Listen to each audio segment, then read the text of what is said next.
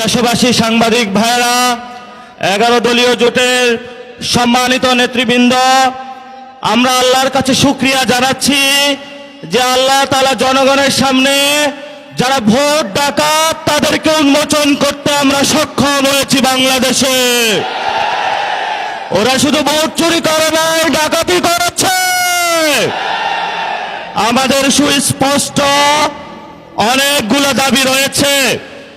আজকে নির্বাচনের পরে 11 দলীয় যে ঐক্য রয়েছে, আমরা জনগণের সামনে উপস্থিত হয়েছি। আমরা প্রথমত বলতে চাই, পার্লামেন্টে যে ভোট ডাকাতরা গিয়েছে, জনগণের সামনে আমরা বিরোধী দল হিসাবে হাজির হয়েছি। আমরা রাজপথে থাকব। কড়ায় গন্ডায় ইঞ্চি ইঞ্চি করে জনগণের উপরে যারা ভোটার ইঞ্জিনিয়ারিং করেছে, ভোট ডাকাতি করেছে, নতুনভাবে জুলুম চাপিয়ে দেবার চেষ্টা করছে, আমরা তাদের কাছ থেকে বুঝে নেব ইনশাআল্লাহ। আমি সংক্ষিপ্ত কথা বলবো। আমাদের ভাই শহীদ উসমান হাদি আজকে আমাদের মধ্যে থাকতে পারতেন। সংসদ সদস্য হিসাবে ঢাকা 8-এর আল্লাহ ওনাকে শহীদ হিসাবে নিয়ে গিয়েছেন। আমরা বিচারের দাবিতে মাঠে গিয়েছি।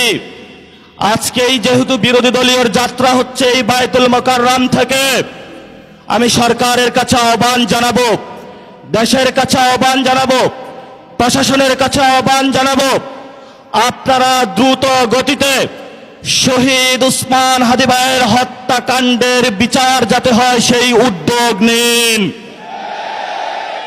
আমাদেরকে এতদিন বলা হয়েছে বিচার এবং নির্বাচন মুখোমুখি দাঁড় করাবেন না। আমরা মরিয়া প্রমাণ করিলাম যে আমরা নির্বাচন বিরোধী নই। এখন সময় এসেছে শহীদ উসমান হাদি ভাইয়ের হত্যাকাণ্ডের বিচার করতে হবে। তৎকালীন সময়ে সংস্কারের নিয়ে বলা হয়েছিল, সংস্কার এবং নির্বাচন বিরোধী করার চেষ্টা চালানো হয়েছিল, ট্যাগ দেওয়া হয়েছিল ওরা নির্বাচন চায় না। আমরা তোমাদের চোখে আঙ্গুল দিয়ে দেখিয়েছি আমরাই বাংলাদেশে গণতন্ত্র চাই, তোমরা চাও ভোট ডাকাতি করতে। এখন সময় এসেছে, কোন 9-6 চলবে না। সংস্কারে জনগণে যে হ্যাঁ ভোটে ম্যান্ডেট দিয়েছে দ্রুত বাস্তবায়ন করতে হবে। সাথে সাথে বাংলাদেশে সন্ত্রাস, চাঁদাবাজি, দখলদারিত্ব বন্ধ করার উদ্যোগ নিতে হবে। এবং নির্বাচনের আগে আমরা এই বায়তুল মোকাররমে দাঁড়িয়ে একটি প্রটেস্ট করেছিলাম। ভোট ডাকাতির জন্য আমাদের জামাত ইসলামের এক ভাইকে খুন করা হয়েছিল। আমরা বলেছিলাম আমরা আবার আসবো, দ্বিগুণ হয়ে আসবো। এসেছে দ্বিগুণ হয়ে। আমাদের ভাইয়ের হত্যার বিচার বুঝে নিতে হবে। রাজপথ সংগ্রাম জারি রাখতে হবে।